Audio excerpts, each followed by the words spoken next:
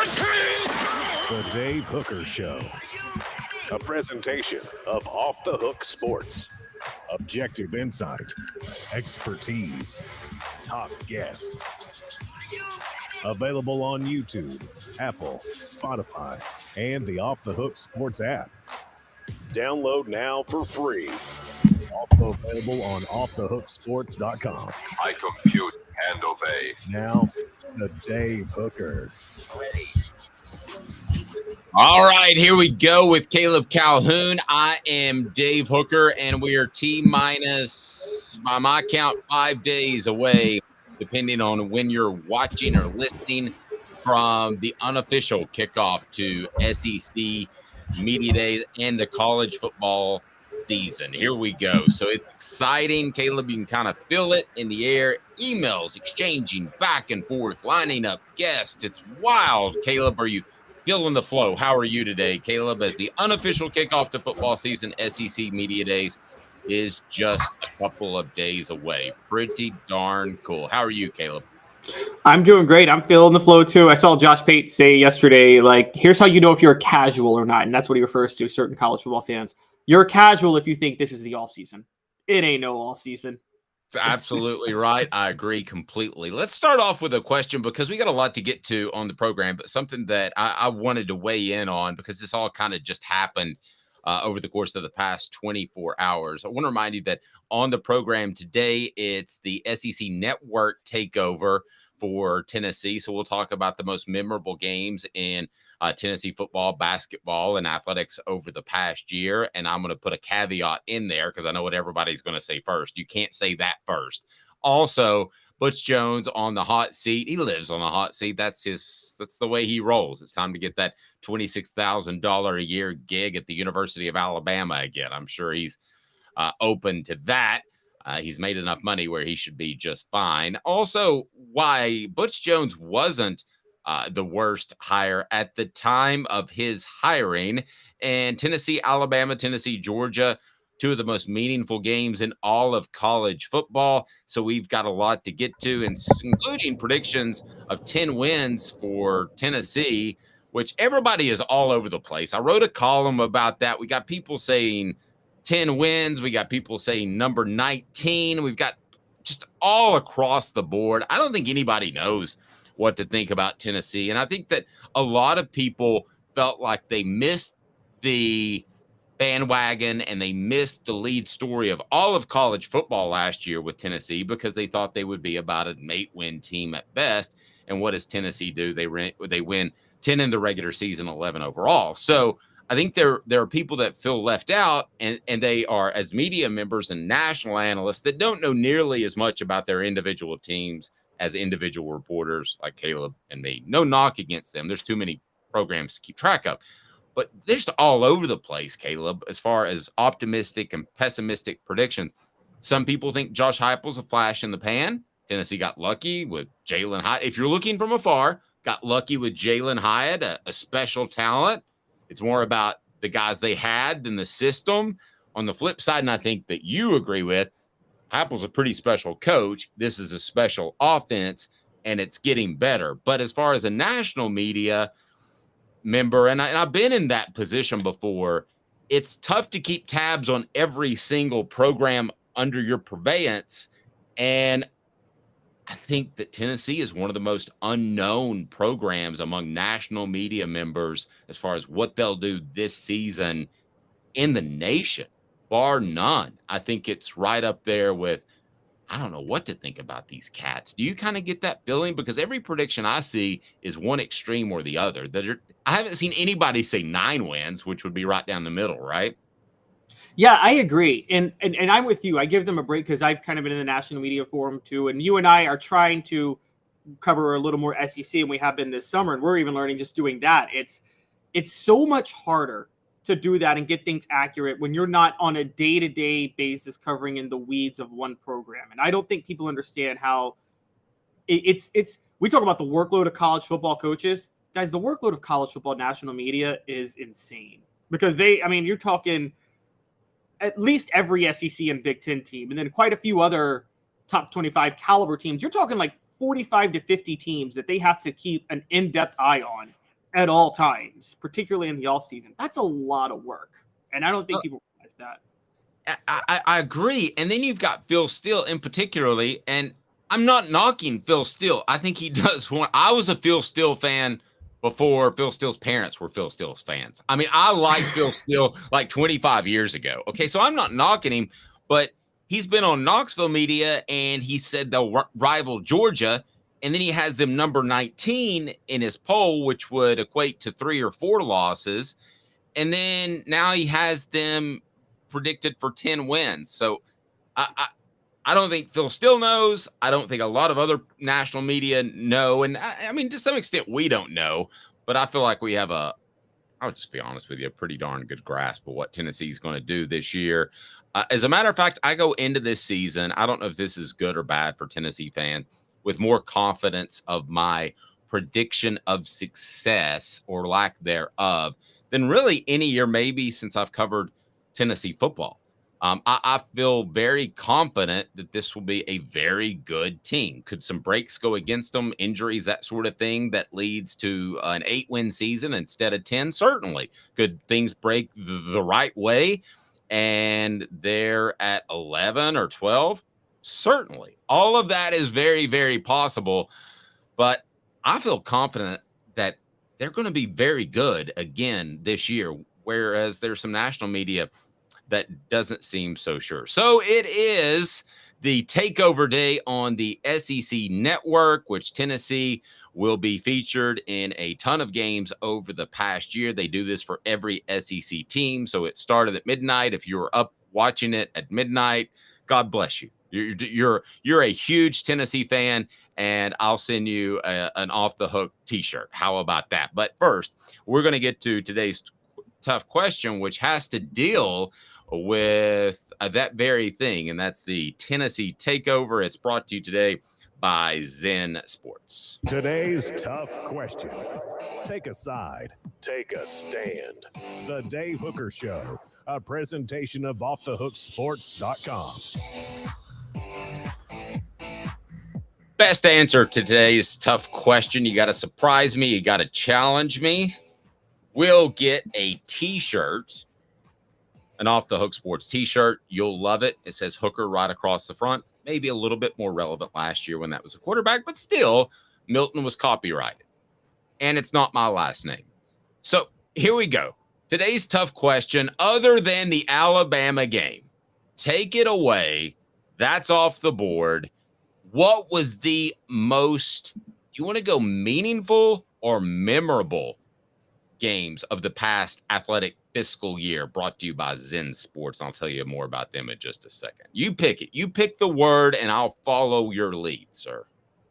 I'm going to give you a crazy one that people don't think about, but we talked about it right after it happened.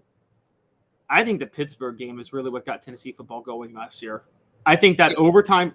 Okay, so are we going meaningful or memorable? Meaningful. Okay. Meaningful, I'm with you. But I'm going to go in another direction on memorable. So let's go meaningful. The most meaningful moment last year. I love your pick of Pitt. Go ahead and fill out on the message board the most meaningful moment of last year, other than the Alabama game. Caleb, roll. Yeah. So the reason the Pittsburgh game, it reminds me of, and we've listened to a lot of our Celebrate 98 stuff, and one of the things that stands out a lot was the win over Florida really got them going. That was more significant than even the Florida State win. And the reason was it kind of gave the confidence they needed. I think that win over Pitt really opened the eyes of Tennessee fans and Tennessee players of, oh, we just beat Pitt. Yes, we should have beaten them by more. Yes, it was an overtime win and an ugly game, but that was a top 25 road win. And you got Florida coming to town next week with the new head coach. You get to go visit LSU at noon with the new head coach.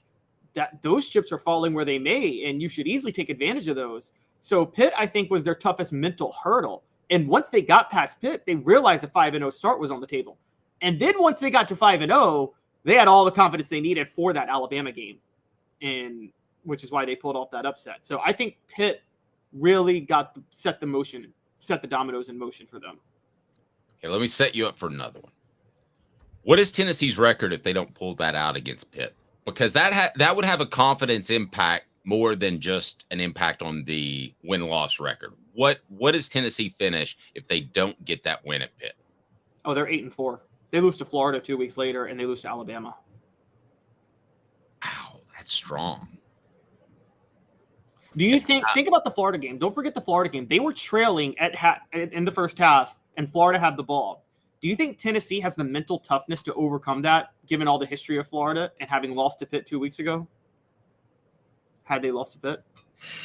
Probably not. I'm going to go in a different direction, and some people are going to probably get upset with me on that. But I'm going to say the most memorable moment has to be the South Carolina game, because it was all laid out there, and we thought we had it figured out, and Tennessee had beaten Alabama. I could make a strong argument right now that that's more memorable than the Alabama game. But the Alabama win set up the South Carolina debacle. And I really believe that this could be a good thing for Tennessee long term. I don't think that they're going to have the mindset of overlooking anyone.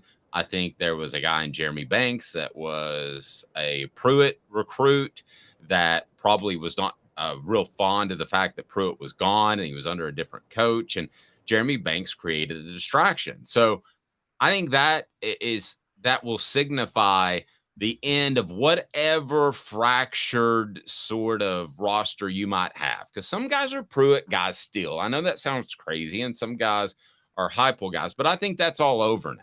I think the Pruitt guys mainly are gone, unless there was some double red shirt. I mean, they should all be gone by now, shouldn't they? Caleb, pretty close after this season. Quite a few. I mean, even two after of the people. This season. Oh, after this season. Yes, but there are still because of the COVID year and the redshirt year, you could have Pruitt guys all the way through 2025. Because Amari Thomas and Cooper Mays could both be back in 2024. So it's kind of. I don't think Cooper is going to be based off those conversations, but I'll ask him on the Vol Report, brought to you by City Heating and Air Conditioning today, as a matter of fact. But we shall see. So I would have to say the most memorable to me is South Carolina, because I thought Tennessee had a chance against Alabama. I thought Georgia was significantly better at the time, especially at home, and motivated by some preseason talk. But Caleb, to me, the one I'll always remember, and you ask me 10 years from now, and I don't want to sound like a pessimist, but I will remember the South Carolina game, because I thought it was done and done. I thought Tennessee was going to be in the college football playoff or the fifth team and one out. Either way, for content purposes, it would have been great for us. Instead, they lose to South Carolina. And, the most memorable game, maybe for me, maybe it says something about me, was the 2001 SEC championship game. So maybe that's how my brain is wired, is I remember big losses as much as big wins. What does that say about me as a person, Caleb? I mean, it's you sound like a coach. Coaches always will say the same thing. Now, the difference is that 2001 SEC championship game, that was more than just a loss. That was a changing of the guard in college football. Tennessee, to this day, has never recovered from that loss. And I don't think the South Carolina game will be that bad. There's also this point. The South Carolina game could have a major silver lining that we don't know about. And I'm gonna do a comparison, Dave. It has a silver lining similar to the Orange Bowl against Nebraska in 1997 when Tennessee lost 42-17, which is this. Hendon Hooker getting hurt is what forced Joe Milton to take all the first team reps. We wouldn't know about Joe Milton in the Orange Bowl had that not happened. The same way in 97-98 with Nebraska, the team really didn't know what they had in T. Martin until Peyton Manning got hurt in the SEC title game. And I think Martin took most of the first team reps in the Orange Bowl preparations, didn't he? And yes, absolutely. Yeah, because if you remember, Peyton Manning had the bursa sac in his knee and showed up on David Letterman with it swollen, which he shouldn't have done, because then Nebraska knew that he would be even more of a statue in the pocket. But that's going way back and showing my age. Yeah, no, but it's a known thing. And T. Martin did throw a touchdown pass late against Nebraska, and I do think that was the first sign where the Tennessee players. I don't know about the fans. You could tell me more about that. If the fans saw promise in T. Martin when they saw that game, but I think the Tennessee players definitely, that was when they first started to get confidence in T. Martin, wasn't it? Right around then. Yes, and I think a lot of players thought that T. Martin should have played that entire Orange Bowl game, to be real honest with you. And they didn't think that Peyton Manning was able to play, but it was Peyton Manning's last game. He had just lost the Heisman. So they didn't want to besmirch him. The coaches didn't, but I don't know that he should have been playing. I'll give you another one. I'll give you two more, the most memorable. And then you pick one from basketball, if you will. And it's brought to you by Zen Sports, the new sports book in Tennessee, revolutionizing the way you earn sports betting rewards. That means no more deposit bonuses that turn into deposit nightmares. On Zen Sports, what you see is what you get with their cash rewards program. You get a lot of cash. For a welcome bonus, earn an unlimited 5% cash back on your betting volume for your first 15 days when you sign up with the code HOOKED. That's HOOKED, HOOKED. That's right, unlimited 5% cash back. Keep betting, keep earning with up to 3% cash back on your betting volume every month after that. And refer friends to earn a percentage of their betting volume as cash rewards too. Zen Sports bringing the cash back to Tennessee. So if you bet big on sports, you want to be betting on Zen Sports. Zen Sports betting just got better. Somebody on the message board mentioned LSU. So let's break down memorable moments for a moment, if we can, of the football season. So Pitt, we learned that Tennessee had some toughness. LSU, we learned that Tennessee had enough explosiveness where if a team came out and didn't play well early, they could get blown out. The location or stadium didn't matter. Alabama, we learned that Tennessee had an awful lot of moxie. How about the Kentucky game in which Tennessee played so well defensively against, knock him if you want, but against a guy that was a highly thought of quarterback prospect? So there were a lot of memorable moments that Tennessee had from its football season. If we went basketball or any other sport, is there one that stands out to you as the most memorable moment from the past fiscal athletic year? So basketball, they beat a number one Alabama team in basketball this year too, which was memorable. But I thought that was that. It's funny, they beat Alabama in basketball when Alabama was number one, but that wasn't shocking to any of us who had covered this team this past year. And honestly, it didn't change any of the negative opinions I had about Tennessee basketball. So I thought what was more impressive was their Duke win in the NCAA tournament. I thought that actually was a memorable moment because I didn't think they had that in them to beat Duke the way they did. And so that stood out to me. If it's a bunch of Caleb's and Dave's, it's still Duke, right? Yeah, I mean, they're exactly. still wearing a Duke jersey. It's like, that's pretty good. Well, and Tennessee at Thompson Bowling Arena was so good this year. You had faith in Rick Barnes at Thompson Bowling Arena. You don't have faith in Rick Barnes against teams that are evenly matched with him in the NCAA tournament because his track record is horrible in those situations. So beating Duke really stood out. I'll also say in baseball, and here's a big one, and this was shown at 1:30 this morning. Don't forget that 17-1 win over Vanderbilt early this year. The sweep of Vanderbilt is what turned the baseball program around and got them rolling to go to the College World Series. Because if you remember, right before that sweep of Vanderbilt, they had been swept by Arkansas. They had lost 2 of 3 to Florida, and they had lost 2 of 3 to LSU the previous 3 weekends. And then they're playing the number 2 ranked Commodores, and they sweep them. And that totally changed things for the baseball program. So I think that was a really, really, really big win for baseball. So women's basketball, the big one they have is, and it does stand out, was beating LSU in the SEC tournament. Women's basketball didn't have a lot of big wins this year. They were hitting par. They didn't beat any great teams typically, except for that LSU win, and they didn't lose to any bad teams. So that one stands out. Absolutely. If you're watching on YouTube, you just saw me shift around and panic a little bit because a huge monster snapper bug got on me. I don't know if you noticed that, Caleb, but I did get a little scared there for a moment and almost ran away. If you are watching on YouTube, be sure and set your notifications on. No matter where you're watching, set the notifications on as Dante Stallworth, the latest edition of the Celebrate 98 series. That is will be up on our YouTube channel.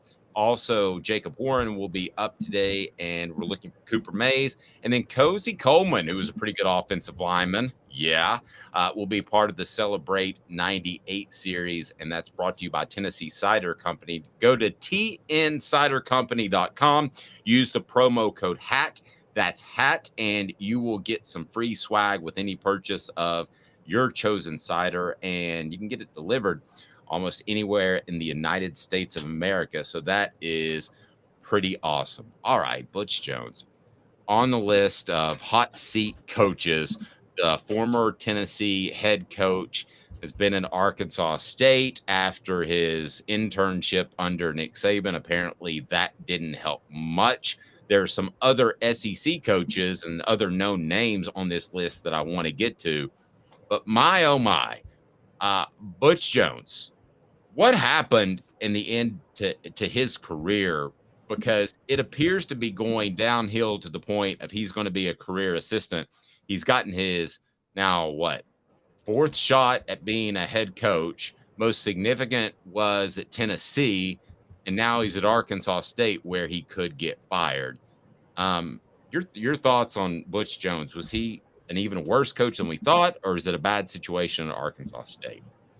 I think he's a worse coach than we thought. I think let's break down Butch Jones' success for a minute, because I have to be fair to Butch Jones real quick. A lot of the Butch Jones haters will say that, oh, he just inherited what Brian Kelly built because he followed him at Central Michigan and then followed him at Cincinnati. That's actually not true.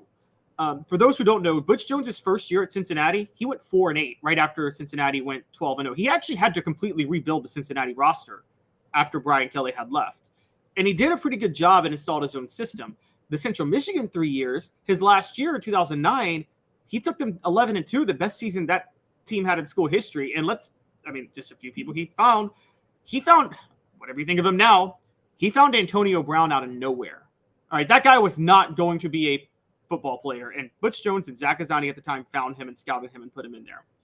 So what I think do offset that a little bit by he wanted J.J. Watt to play tight end, but yeah, that's true. Okay, I mean on the chessboard of life, that's bringing the queen out too early. Go ahead. That's very true. Here's what I think happened. Dave, if you remember, he took the head coaching job in 2007. If you remember 2007, that was when Rich Rodriguez was the hottest commodity in college football because of that spread system that he ran, which he really was not Urban Meyer. Rodriguez really was the original crafter of that offense. You know what I'm talking about? The one that Pat White and Steve Slayton just balled out in. Yep. So I don't think that was as understood by a lot of teams yet. And that's what Butch Jones cut his teeth in, because he was the wide receivers coach at West Virginia in 2005 and 2006. Before that, he had coached mostly under Mike DeBoer and Brian Kelly. So he kind of understood the spread offense with pro concepts, which is where those zone reads and zone blocking schemes came. I think Butch Jones was running an offense that he had crafted out of that just wasn't fully figured out yet. But by the time he had gotten to the SEC in 2013, let's be honest, Urban Meyer had already had a 6-year run where he was dominant. Gus Malzahn was in the SEC. SEC defensive coordinators had already figured out these different schemes. So I think by the time we got to the SEC, I don't think Butch Jones was a great play caller. I don't think he was that bright of a coach. I think he had a system that he had learned that just people hadn't figured out yet. And sorry, go ahead. And so I think that he's a bad evaluator of talent, bad with player development, not as good a recruiter as we thought, and also as the least common sense of any coach I've ever seen on the sideline. He just happened to copy a system that was already successful. And on our message board, a good line by Rocky Top Tom, Butch Jones knows as much about football as my left foot knows about space exploration.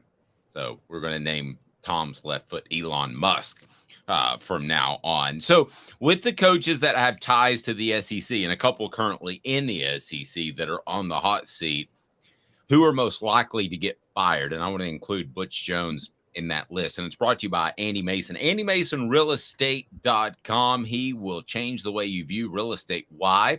Because he has the best service and the best prices in the biz. AndyMasonRealEstate.com. About to give him a call as I've got a real estate move to make. AndyMasonRealEstate.com. Support our sponsors, guys. I've known Andy for, 25 years, and he will take care of you, and you will be very pleased, and you'll never go to another realtor again. Andy Mason, realestate.com. All the info is there. So other guys on this list, Caleb, are interesting.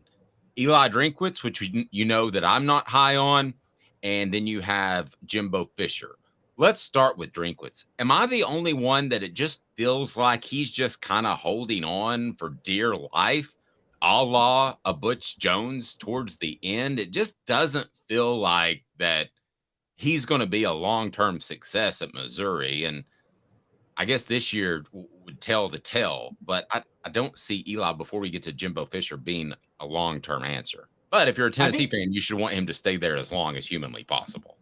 I think Eli Drinkwitz is able to sell their very, very, very close. Because remember, I mean, this team was very close to 10 wins last year. And so I think that's probably where Eli Drinkwitz is selling, is that he's giving this idea that they're close to turning the corner. You see what I'm saying? And so I feel like Butch Jones when the East was down. Yes, a great but see, Butch Jones in 2015 went 9-4 when the East was down and barely lost all 4 games. Eli Drinkwitz went 6-7 and barely lost 4 games. So it's the difference between undefeated and 10-3. But yes, you're right. It's very similar to that. But at the same time, just like Butch Jones in 2015 almost beat Alabama when they won the national title, Eli Drinkwitz last year almost beat Georgia when they won the national title. So there's a lot of selling points, and I think with a lot of returning talent, there's a genuine optimism that they can turn the corner this year and take it to another level. If you remember, Eli Drinkwitz's selling point was he took over Missouri when they were a disaster in 2020, and he went 5-5, which was massively exceeding expectations.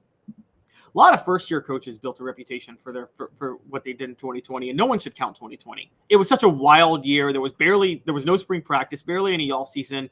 Like, so many factors that go to having a good season just weren't there in 2020. So I think the whole season should be thrown out the window, quite honestly. But that was a selling point.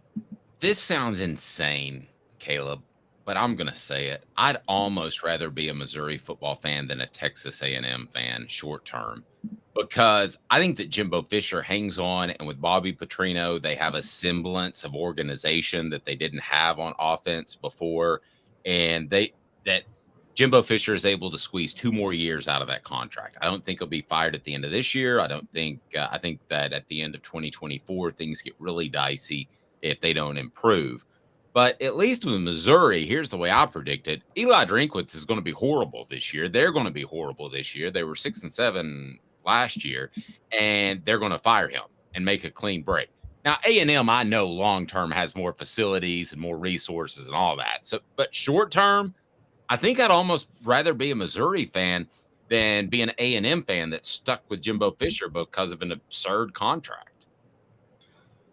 I got to be honest with you. I disagree, because I think Missouri is every time Caleb starts a sentence with "I got to be honest," it's always, "No, Dave, you're wrong." So Missouri's going to start 5-0 this year. That's my prediction. I made that prediction for a while, because they have South Dakota, Middle Tennessee, Kansas State, Memphis, and Vanderbilt. Kansas State's the only toss-up game of those, and they got them at Columbia. So the 5-0 start is going to give them a lot of momentum down the stretch, where Eli Drinkwitz is going to keep his job. I think the bottom is falling out with Jimbo Fisher this year. I've said that the whole time, and I don't think the Fisher-Bobby Petrino situation is going to work out. And it's really going to baffle Texas A&M fans, because quite honestly, Dave, it's weird that Texas A&M hasn't won a national title ever, because all the dynamics, like the fundamentals are in place for Texas A&M to be a dominant program. This is, I thought of a comparison the other day. Are they the Mets of college football? Because, the Mets have all this money. They should be great in baseball, and they never are. No, I mean, that's a pretty good comparison. If I were a Texas A&M fan, I would hate to be stuck to that contract. I mean, that would just absolutely drive me crazy on a day-to-day basis. Coming up next, why Butch Jones, even though he could get fired from Arkansas State, was not the worst hire in what Mark Nagy called the decade of dysfunction. As a matter of fact, he wasn't even close to the bottom at the time of his hiring. That's the key. 2 minutes. Back with you. He's Caleb Calhoun. I'm Dave Hooker, Off the Hook Sports. To own the more that owns every job, then get to Vassy Lawn and Garden in Cleveland and get you a Toro. I'm David Vassy, here to talk to you about Toro. With a Toro Zero Turn, you'll get more out of every minute, and you'll reach the finish line faster. At Vassy's, we like to say, no matter if you're mowing 3 acres a week or 11 lawns a day, homeowners and business owners alike find confidence in equipment they can trust from top to bottom. Vassy Lawn and Garden, Highway 60 North in Cleveland. Man alive, it's worth the drive. Hi, Mike Davis here with City Heating and Air, reminding you to always dare to compare. Our team provides quality local heating and air service, installation, and maintenance across East Tennessee. We use only the best equipment like American Standard heating and air conditioning for your residential, new construction, or commercial needs. Honesty, dependability, and customer satisfaction have been the cornerstones of our business since 1961. City Heat and Air. Dare to compare.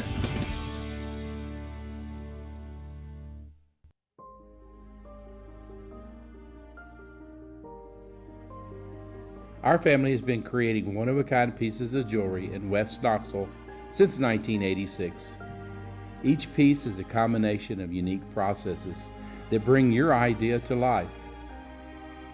Every day in our shop, a truly special item with a story all its own is being manufactured in our facility, bringing the history and family sentiment into a whole new generation of life. We're grateful that you chose us to be Knoxville's best jeweler, a title that we value and respect. Because to me, being a jeweler and owning a jewelry store are not the same thing. I'm Rick Terry, I'm a jeweler, and we want to be your jeweler. Kingston Pike and Campbell Station Road in the heart of Farragut, and downtown on Gay Street right next to the Tennessee Theater. With all that sun, sand, and salt water, the beach is a very relaxing place. Unless you wear contacts. Ow! Open your eyes to the best the beach has to offer with LASIK vision correction from Campbell Cunningham Laser Center. Ah. You're listening to The Dave Hooker Show, a presentation of OffTheHookSports.com. The internet is full of pictures of each and every one of you. Available on YouTube, Apple, Spotify, and the Off the Hook Sports app. Download now for free. Is there nothing you people can't do? Also available on OffTheHookSports.com. So we had a question earlier to start off the show, and I didn't get into it. I failed.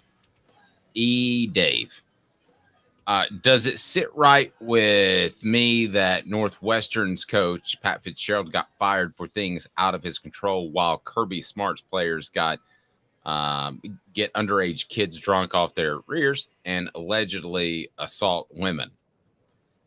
Well, I don't know where the Fitzgerald stuff's going to go. I do believe, and I know Georgia fans think I'm biased for whatever reason, I do believe that Kirby Smart has a real problem in Athens. So I'll say this. It led me to a column that's going to be on offthehooksports.com later today, Caleb, and it's about the fact that had Tennessee hired Greg Schiano, which to me, Caleb, was a reach of a hire just in terms of football. But had they hired him with the loose Penn State ties that I thought Tennessee used in order to make him not the hire, there's no way a guy could survive that with those loose ties. If Pat Fitzgerald can't survive the social media backlash and the media backlash from what's happening at Northwestern now, and he was a player there and he's coached 11 years, there's no way that somebody with any sort of loose tie to Penn State could have survived that. Even if Schiano was having some measure of success at his school, and he's not having success at Rutgers currently, but if it were Tennessee, you would have to make a change based off partly the loose tie to Penn State, and now this cropping up again. In retrospect, I was pretty critical of Tennessee fans and the way they responded. Caleb, now I think to myself, maybe there was something to that. Because if something like this happened that was out of his control, Caleb, you couldn't possibly stand by him with the other ties to Penn State, which I think you and I agree were pretty loose. You go. Yeah, they were loose, but I've always said it's twofold. Because people tried to call out Tennessee fans and say, well, they wouldn't be mad like this if Nick Saban was getting the job. Well, yeah, because he's Nick Saban.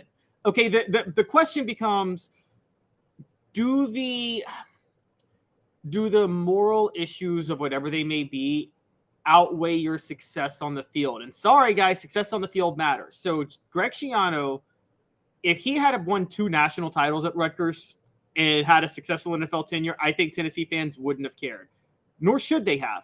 But the loose ties become an issue when you're not successful. This is why the Kirby Smart Pat Fitzgerald comparison I don't think is fair either. Is Kirby Smart, I think, allowing a lot more issues?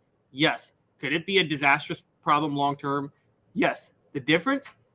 Georgia cares about football, and Kirby Smart's winning national titles. Northwestern doesn't care about football. Northwestern, the most important thing to Northwestern, and you know this, Dave, having worked at ESPN with people who probably graduated from there, is the academic eliteness of the institution itself. They care about that and the credibility of their institution more than anything, and football's a bonus, and the checks they get from the Big Ten is a bonus.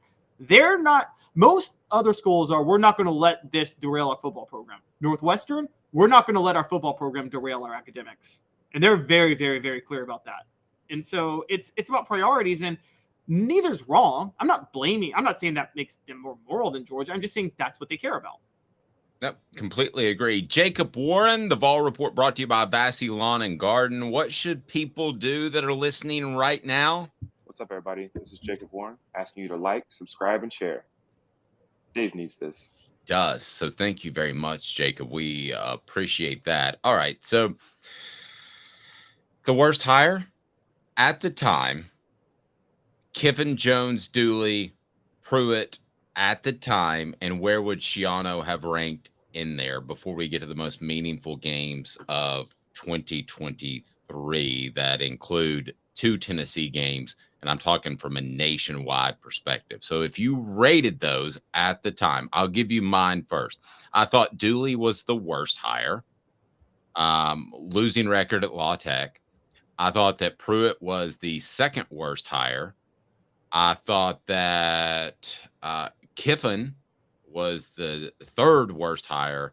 And then I would go to Jones, who I thought would at least get Tennessee solidly to 9 or 10 wins. I didn't know if he'd get beyond that. Kiffin, there was a question mark. There was a Raiders issue. Dooley, I mentioned the losing record that he had coming in. And Pruitt, I thought, from what I heard in coaching circles, that was just the best they could do at the time because of the Schiano fiasco and everything that was going on. So how would you rate those as far as the worst hires in recent memory? So you have me debating with myself between, because I'm with you on 1 and 4. Butch Jones. Now, by the way, for people don't who debate are yourself on YouTube. That'll get us kicked off. For people who are questioning, Caleb and I are master debaters. Go ahead. There's nothing wrong with being a master debater. It just means you're good with words. Okay. So where I was going with, and I want to say this to our listeners real quick. The quality of a hire and the quality of the coach are not the same thing. I think Butch Jones is the worst coach of the 4. He was the best hire of the 4 on paper, because 6 years, 4 championships. You couldn't ignore that on paper when you were looking at who was available. I'm struggling between Pruitt and Kiffin. I would say Kiffin was a worse hire than Pruitt because of the limitations of the availabilities, because Brian Kelly was available when Tennessee hired Kiffin. And Pruitt, the person who was available when Tennessee hired Pruitt was Lane Kiffin, funny enough. And Fulmer was never going to hire Lane Kiffin. That wasn't about to happen. So I will say, though, the most obviously bad one was Derek Dooley. And I have to bring this up because, you know, there's an issue with colleges with legacy admissions where people get admitted to college because of who their dad is, despite that when they have no merit on their own. And I have a huge problem with that. Well, Derek Dooley was a legacy hire. Honestly, he was hired because his dad was a Hall of Fame coach. And I understand people's feelings about the Supreme Court with affirmative action a few weeks ago, because I understand the issue, but legacy is just as annoying. If you're going to get hired because of who your dad is and not because of who you are and your merits, that's just as bad. And quite honestly, Dave, you told me this story and I didn't know it. You said the boosters took the power away from Mike Hamilton and hired Derek Dooley, pretty much. No question. I don't know that he knew who Derek Dooley was before he was interviewed. So I have a theory on this. The lead booster at the time was failed businessman, historically unintelligent Jimmy Haslam. And I think a lot of Are you talking Big Jim or Jimmy? Jimmy. Okay, because you know I'm a fan of Big Jim. I think he's the perfect booster. I think he sits aside, he gives his okay if you ask him, but Jimmy's a different matter altogether. Yes, exactly. Yes, Jimmy was running the program like a feudal lord during that time, and so Jimmy Haslam is a historical failure in everything, but he's a trust fund baby. I think he saw himself in Derek Dooley. And because that's throwing hot heat. Never thought about that. yes, I think he saw himself because Jimmy Haslam so badly wants to prove he's successful at something. He's successful at nothing. But I think that he really wanted somebody like Derek Dooley, the son of a Hall of Fame coach, to work out. Now, I still am more of a defender of Derek Dooley, the job he did, than you are, because I would take Dooley over Butch Jones any day of the week as a head coach. Well, now, in retrospect, my list would change. In retrospect, the top coaches, in my opinion, would be Kiffin, Dooley, and then I would actually go Pruitt over Butch because I think so little of him as a moral person or lack thereof. I think little of Butch. Some stuff I've been told that I haven't even shared. I've shared a lot with you off the record, but I would have Butch last, even though he had the most success at Tennessee. I would have Butch last too. I would easily have Butch last. Surprises me. Well, you said that. I like that. Yeah. Well, again, he's unintelligent and he's a sociopath. I mean, he's other than that, I mean, it's so yeah. No, I think Dooley was actually the smartest. Kiffin was probably the smartest of the four, but Dooley was actually pretty smart. There were just some issues he had, but yeah, no, I think on its face that was a terrible hire. And here's what drove me crazy about the hire. You talked about KP Brown. That made the most sense, mainly because it was so late in the game. Just hire an interim and then wait till next year, and where you can actually get a better collection of coaches that are going to be, because everybody was hired at the time. Or Kevin Sumlin was on the list, and I don't think Kevin Sumlin's a great coach now, but on its face, on paper, Kevin Sumlin was a better coach than Derek Dooley. There was no question at the time. And so, but the boosters wanted Derek Dooley because the lead, and I don't know about the other boosters at Tennessee. Maybe some of them are like Jimmy Haslam, where their daddies were rich, and their entire success is because of their daddy. And Jimmy Haslam's whole life is because of his daddy. If it wasn't because of his daddy, he'd be one of those people selling roses on the street corner. It's interesting. So what about, would Jimmy have been a big fan? Was he a big fan of the Kiffin hire then? Because that's a legacy kind of sort of hire. Well, okay, I did not like the Kiffin hire because of that. But the thing with the Kiffin hire was Kiffin's legacy hire was, not only am I my father's son, I could bring my father to come coach for us. So it wasn't like Derek Dooley was going to get Vince Dooley to come coach for Tennessee. And so, there you go. That's why Caleb Calhoun is a master debater. All right, so Tennessee with a hooker. Oh, wow. What are you even paying for in that regard? All right, so let's get to the two most meaningful games on Tennessee's schedule, which also happen to rank as two of the most meaningful games in the entire college football slate. I'm not talking just SEC. I'm not talking just Tennessee. These are games that have huge meaning that just this time a year ago might not have made this list because everybody expected Georgia and Alabama just to pound Tennessee. So before we get to those games and where they rank are the most meaningful games, I want to remind you that Craft Treats is phenomenal for your pet. Craft Treats has just the chill pills that will absolutely change your pet's lives. They have CBD derivatives. They will help with the digestive issues, the arthritis, also help with anxiety. That's crafttreats.com. Go to crafttreats.com. Use the exclusive code OFFTHEHOOK. That is off the hook, crafttreats.com. So I'm going to go out on a limb and say the two most meaningful games are Alabama and Georgia on Tennessee's schedule that make this list. Where do they rank among the most meaningful games in all of college football? And my goodness, I would hate to put together this list because going back to the national perspective discussion we had, you're going to leave a bunch of people off. But where do these two games rank? They should be top 10. They should be top 10. Okay, in all of college football, I agree with actually this list. Tennessee, Alabama's top 25. I don't think Tennessee, Alabama's top 10. And it can't be top 10 anymore because it's not a divisional game. Now, after this year, it could get back to top 10 when there's no more divisions, but there's still divisions this year. So with Alabama in the West, it's top 25 because it's not as much of a direct impact. So I got Tennessee, Alabama in the top 25. I got Tennessee, Georgia in the top 5. That's where I'm going with these two. Okay, and where are they actually on the list that was done by 247 Sports? So the list by 247 Sports is right where I was doing. They have Tennessee, Alabama at 21, and they have Tennessee, Georgia at number 4. Now, ahead of Tennessee, Georgia is Michigan, Penn State, LSU, Alabama, Ohio State, Michigan. I can't really argue with any of those, can you? No, but I am gonna. Here's what I'll do. I'll go ahead and start it with 4 downs because I'm going to argue one of the points that you made because I still happen to think that Tennessee, Alabama is pretty significant for a significant reason or two. 4 downs brought to you by Craft Treats. Use that promo code off the hook. Again, that promo code off the hook. 4 downs is now. 4 downs. 4 questions. 4 answers. The Dave Hooker Show. 4 downs. A presentation of offthehooksports.com. So one of the things that you said throws me off a little bit.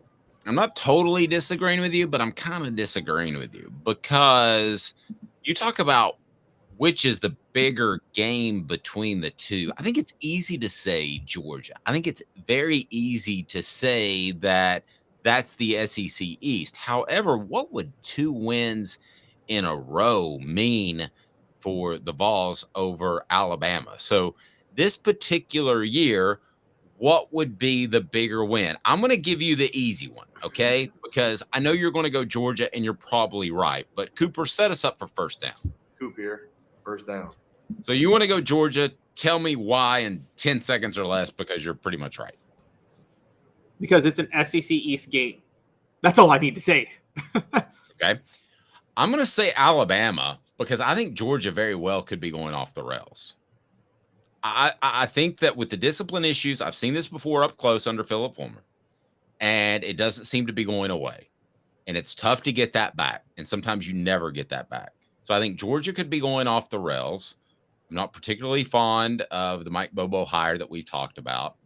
I think that if you beat Alabama for the second year in a row, that you made a real statement. If you beat them in Tuscaloosa, you made a real statement. Either are on a scale of 1 to 10, 10 wins. I mean, that's a monstrous win.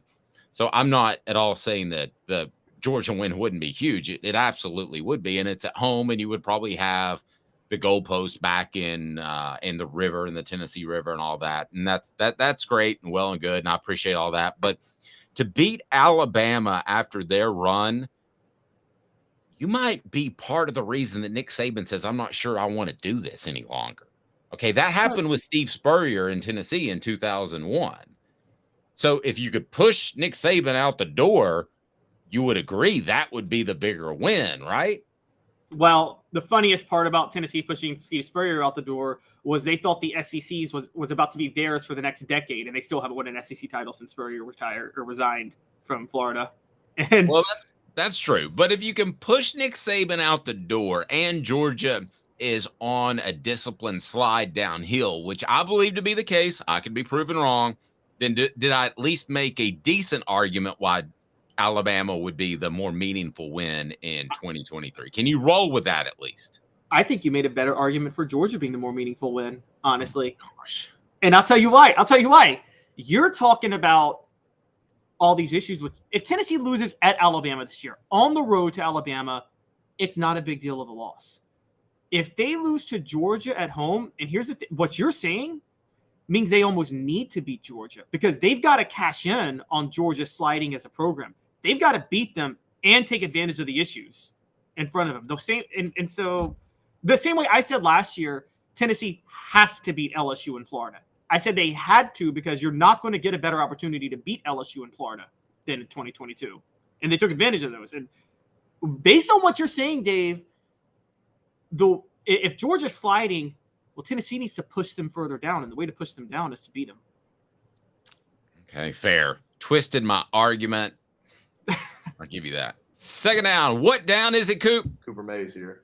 Second down. Thank you, Coop. The bigger rival right now, aside from what game they want to win, has Georgia supplanted Alabama short term as the biggest rival between the two because Tennessee has now beaten Alabama and Georgia appears by many to be the next dominant dynasty in college sports? No, Bigger because rival Tennessee, right now.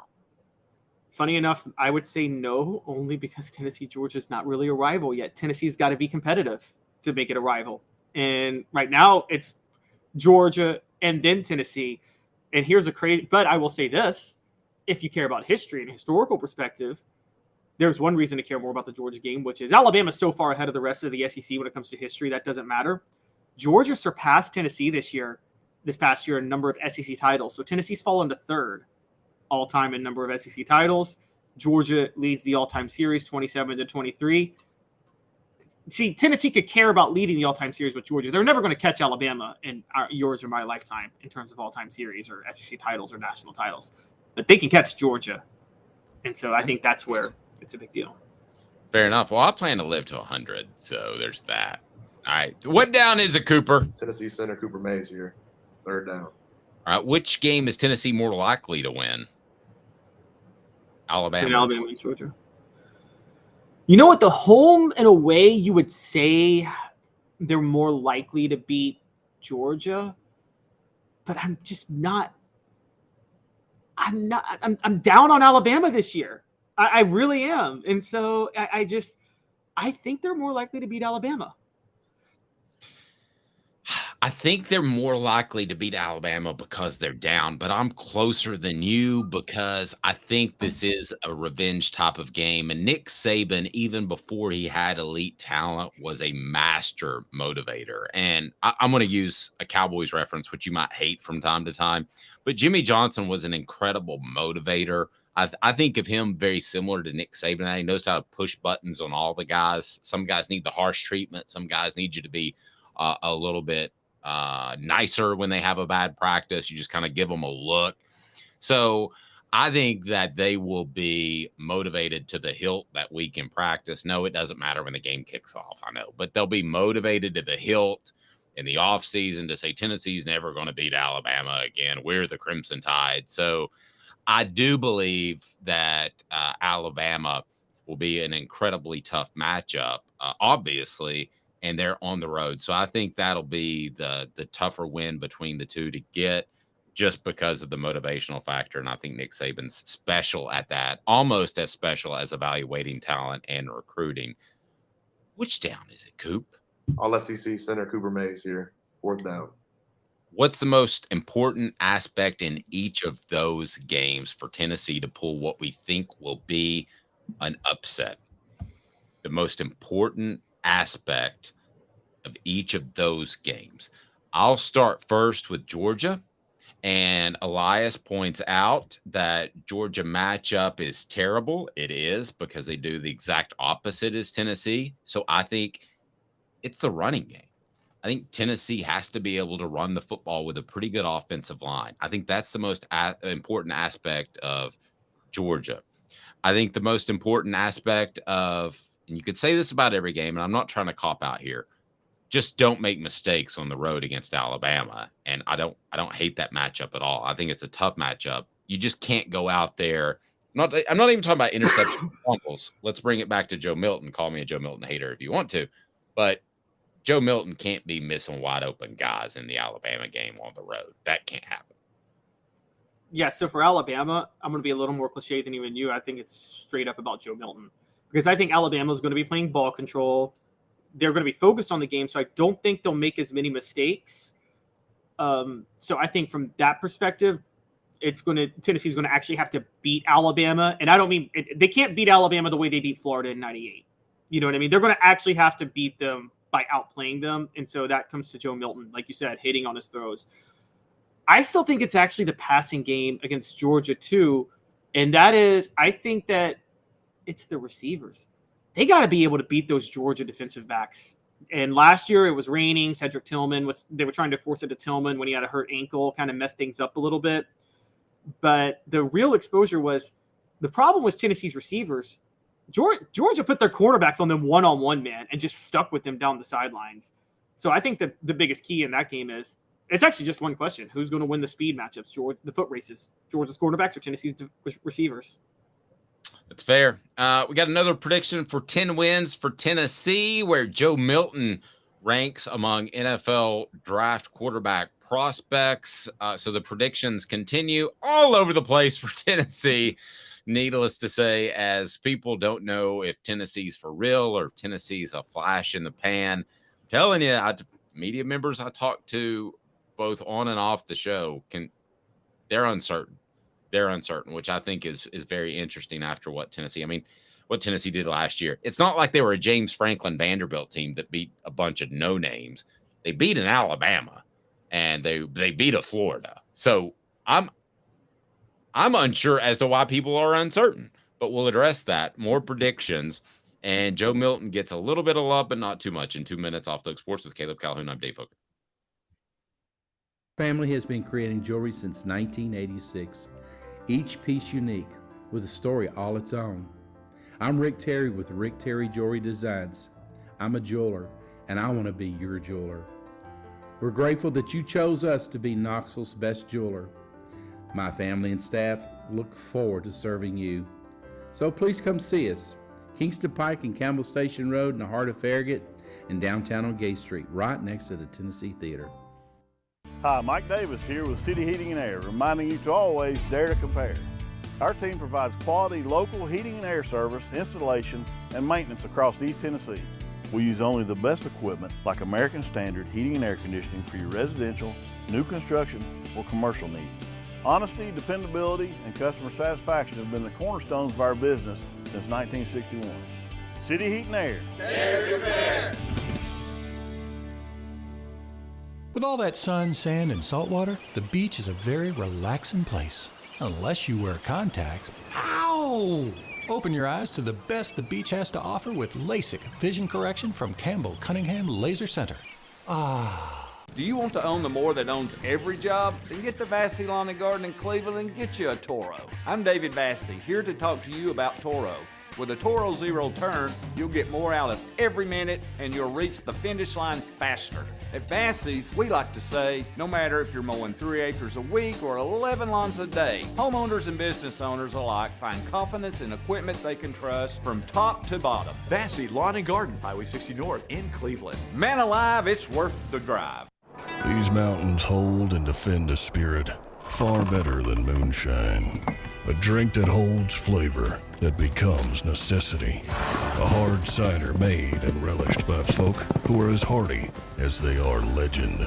A refreshment that can only be found in one place. With a taste that makes you say, give me 3 bottles of the good stuff. Tennessee Cider Company, where necessity can be found. Objective coverage. Hey, that's new.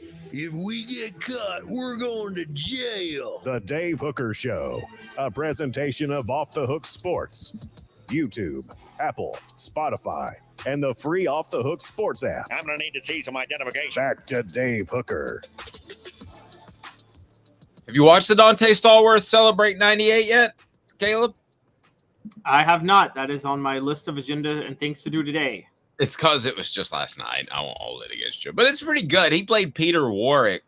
And an interesting side note of that, Celebrate 98 brought to you by Tennessee Cider Company, tncidercompany.com. Use a promo code HAT and get free swag with any purchase. You can order that cider from almost anywhere in the country. So he and Leonard Scott were mimicking Peter Warrick and Lavernius Coles before the national championship game.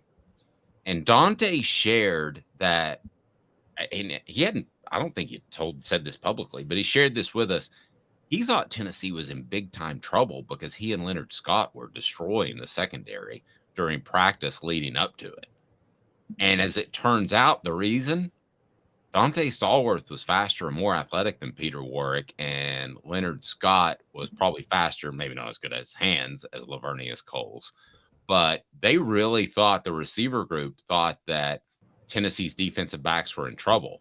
And an interesting story where Dwayne Goodrich came up to Fred White after the first series and said, hey, Peter Warrick's not as fast as Dante Stallworth. Did you know that? There it goes. Pretty. I mean, Dante Stallworth had a more successful NFL career than Peter Warrick, and Peerless Price also had a more successful career than Peter Warwick, and there's a great. They do the SI articles all the time. For the national champion, they would do every year, and they had one for Tennessee. The whole feature SI issue on Tennessee in '98, and there's a whole section dedicated to all the talk Peter Warwick was getting before the game, and how much Peerless Price just totally outshined him in the game, and it just wasn't even a question that one was. I'm for people who don't know, I'm a Peerless Price homer. I love Peerless Price. He's my favorite receiver to ever play for UT, and I honestly think he's the best receiver to ever play for Tennessee. Yes, I said that. But whoa, that's strong. Yes, we might have you on that Celebrate 98 edition, so you can tell him that. I'm sure he'd love to hear that. A guy named Peerless probably likes to hear compliments. Oh, yeah. Well, look, Peerless Price's stats weren't what Joey Kinson, Marcus Nash's, and even Robert Meacham's in 2006 were. He also played in a totally different offense with T. Martin throwing him the ball. He didn't have Peyton Manning throwing him the ball. No disrespect to T. Martin, but the offense was different with T. Martin than it was with Peyton Manning. If I would have told you leading up to that game that Peter Warwick was the third best receiver at best behind Dante Stallworth and Peerless Price, before that game, you would have called me crazy. I guarantee you would have. You're right, and you could almost say fourth best because Cedric Wilson might have been better than Peter Warwick too. I mean, yep. It's it's not a crazy thought. I thought Florida State was overrated heading into that game. I didn't think Peter Warwick was overrated, but I guess that will be a lesson learned. All right, let's get to Phil Steele, who I said I love. He predicts 10 wins for the Vols. Joe Milton named the number 6 quarterback prospect in the upcoming NFL draft. To me, 9.5 wins is the over-under. That's my personal, not that it should be and it won't. It'll probably be 8.5 by Vegas. But if Tennessee doesn't win 10 wins and doesn't win 10 games and just wins 9, to me, that would be a bit of a disappointment considering what they have coming back. Phil Steele takes a national look at this, and he's had Tennessee at number 19 in the polls, which I don't understand. But 10 wins for Tennessee. What do you make of Steele's prediction? How doable? Your thoughts? Phil Steele is ground zero for just how all over the place predictions are for Tennessee this year. I mean, it just totally is. So we talked about Phil Steele last week, and he had Tennessee ranked number 19 nationally. This week, in an interview, we find out that he's projecting them to go 10-2, and that they're the only team, or to win 10 games, and that they're the only team in the East that can challenge Georgia. Well, if they can challenge Georgia, they'd be higher than 19. Then we're seeing among draft-eligible quarterbacks, Joe Milton is all the way down at 6 on his list. I got news for you. And I said this the other day. If Tennessee really wants to be able to challenge Georgia, Joe Milton probably has to be in the top 4 or top 3. I mean, the guys that are ahead of him are Riley Leonard, Quinn Ewers, and Bo Nix. Joe Milton's got to prove himself to be a better draft prospect than all 3 of those guys if Tennessee is going to challenge Georgia this year in the SEC East or win double-digit games. So I think 9.5 is the perfect benchmark. Because the reason 9.5 is the perfect benchmark is you assume Alabama and Georgia losses, and then the 9.5 comes where does Tennessee lose a third game or not? Do they lose an upset game somewhere where they get caught, which is there between 9-3 or 10-2? And so do they lose a game they shouldn't lose, or do they beat Alabama and Georgia? That's where you get. So 9.5 is the easy set up mark for Tennessee this year. And I think you're right. If they don't go over that, it is a failure. They need to go 10-2. If for any reason, and I talked about this last week, this is Josh Heupel's I got to prove I'm not Gus Malzahn year. He's got to prove that he can sustain what he did last year. And that can be more difficult than you think. No, totally agree. So would you have Tennessee, if you're doing the predictions, and we'll get to our official predictions, would you feel confident enough to have Tennessee at 10 wins? Are you surprised that a guy like Phil Steele does have Tennessee at 10 wins? No, because I think you can be a little low on Tennessee and then a little high on the hospitality of their schedule. If you're low on Kentucky, Missouri, and Virginia and all these other teams, you can see 10-2. I remember the first Phil Steele magazine I ever bought was 2002 when he had Tennessee number 1 that year. Tennessee was predicted to win the SEC. Dave, you remember they were number 5. It was after their 11-2 top 5 finish, Citrus Bowl win over Michigan. They're coming in the next year. Everybody thinks they're going to win the SEC title. It was a horrible year. They go 8-5 because of all these injuries. But the biggest reason everybody thought they were going to win the SEC that year was they had a very favorable schedule and that all their key games were at home that year. With Florida, they were playing Miami at home and things like that. So I just think that the scheduling allows for, even though you may have them down at number 19, you could see them theoretically going 10-2 because of the schedule. So most important Vol, we would agree, is Joe Milton, right? Yes, the whole season comes down to whether or not Joe Milton can do what he's asked to do and needs to do. Okay. Who's second? Brought to you by City Heating and Air Conditioning. City Heat and Air, over 50 years of experience. Integrity matters. You might not need a whole new unit. You might just need some coolant, or you might just need, I don't know, a part instead of spending thousands of dollars on a new unit. If you do need a new unit, know that you'll be taken care of. The City Heating and Air Conditioning, cityheatandair.com. Second most important player for Tennessee this season is somebody cheated a little bit on the message board and said the entire offensive line. Can't do that. Can't do a group. Can't do that. So I don't want to give the game away because I'm going to be doing a ranking. When fall camp starts, I'll be doing all these rankings, most important players, breakout players, dark horse falls. That's all coming. But I will tell you, my guy that I'm watching, and this is going to be a shocker for you, Dave, Wesley Walker. That is interesting that you would pick him. You know, he has experience over a Gabe Judy Lawley, or you would pick him over some guys that I think are more athletic at the corner position. Wesley Walker, of course, is a safety. Why are you leaning towards Wesley Walker at this point? And I'll give you where I'm leaning. I think Wesley Walker is stepping in for Trey Flowers at free safety.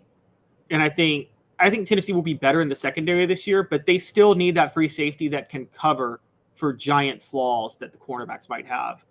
And that's where the pressure is going to be on Wesley Walker. He's got to be, particularly because you got Tennessee's probably going to have to rely on a freshman somewhere. And so I think to allow the cornerbacks, the young cornerbacks, to actually emerge, you need the safety help over the top. And I think Wesley Walker is going to, Jalen McCullough is going to be used. You probably agree with me on this, right, Dave? Jalen McCullough is more of a hitting cornerback. He's almost more a safety. He's almost like a Fred White, not Fred White. I'm not going to make Fred White mad. He's not as good as Fred White, but his style is more Fred White, isn't it? In terms of a physical safety that likes to tackle. Yeah, no, I would agree with that. My most important player, and I'm not being a homer here because he works with us on a week-to-week basis, is Cooper. I mean, I just think that Cooper Mays, if something were to happen, would be devastating for Tennessee. You know, you'd have to go in a different direction of a guy that hasn't played a lot. I guess that would be Jordan Addison. And you may have to shift things around. If you're not ready for him, then a guard has to move inside. You know, Tennessee was very healthy for the most part up front. They had the one issue at LSU, but for the most part, they were very healthy. And I think Cooper is the most important player. I think that he gives, other than Joe Milton, I think he gives Tennessee the ability to feel comfortable at the center quarterback exchange, which should be simple, I know. But for Joe Milton, and you're stepping in there not only for the opener and you're the starter again, but you're stepping in there at Alabama, at Florida, home against Georgia, all of that, you want to be comfortable with the basics. And those are the basics, the center quarterback exchange. So you've got to have that. So I'll take Cooper Mays. Dave, did you start watching football in the 1960s? So you're one of those people who thinks the center is the most important position on the line? No. Here's why. Because I think they're good at running back. I think they're good at receiver. I think a guy at either of those positions could go down and they would be fine there. I don't know who replaces that guy. And then what about left tackle? Well, I mean, that's fair. But again, Cooper handles a lot of the calls. And I'm not just saying this because he's part of the Ball Report brought to you by You're sounding more and more like you're sounding more and more like one of those centers, the most important position, handles all the calls. Okay, I'm not saying that, but it is important. He also can long snap, by the way, if something were to happen there. But Keenan Pili is the guy I'm going to pick on the defensive side because I think his ability to handle the running game between the tackles will allow guys to play a little bit more free. I don't know that Tennessee had that guy in Jeremy Banks last year. That would be one. And they didn't have a guy that kind of manned the middle so other guys could play free. So I think Peely is actually one of the most important players that we haven't talked about to this point. Your thoughts on that? I think Peely is important. I think Peely is very important. I think that, and we saw what happened with Tennessee last year when Jeremy Banks missed a game, whatever you feel about Jeremy Banks, and I don't think highly of him. They need that type of linebacker for Tim Banks to be able to run a system. Where I think things could be a little more crucial this year, though, I think you can make that position a little less necessary, though, if your secondary improves. And also, if Amari Thomas emerges into a star at defensive tackle. Because I think Tennessee had solid play at defensive tackle last year. But you agree, right, Dave? They didn't have a star. They didn't have a game changer that blew up plays on the defensive line last year. No, and I don't think they're going to have one this year. And maybe I'm jumping to conclusions. I think they're going to have a bunch of very good interior defensive linemen. I don't think they're going to have a great one. I know Amari Thomas is going to go to SEC Media Days. That tells you something that they think he's done a pretty good job. But Peely would give Beasley the ability to play a little bit more free. I kind of thought of Beasley last year the way I do Peely this year as an in the box type of linebacker. I now think Beasley has more athletic ability. So whereas I thought that Beasley last year would be the guy that keeps everything in front of him. He's not giving up the big runs so that Banks is able to flow free sideline to sideline. It didn't really shake out like that. Banks didn't live up to his billing, in my opinion. I'm not blaming Beasley, but I think Peely has the ability to play the run, to be very good in that regard, and Beasley can play more free. I thought Beasley last year was more athletic than I did before the season. You? No, I actually didn't, but that's, to be fair, you got to remember, I had been covering them since 2019, and Beasley was started out as a safety when he went to Tennessee. So yep. I kind of knew about his athleticism.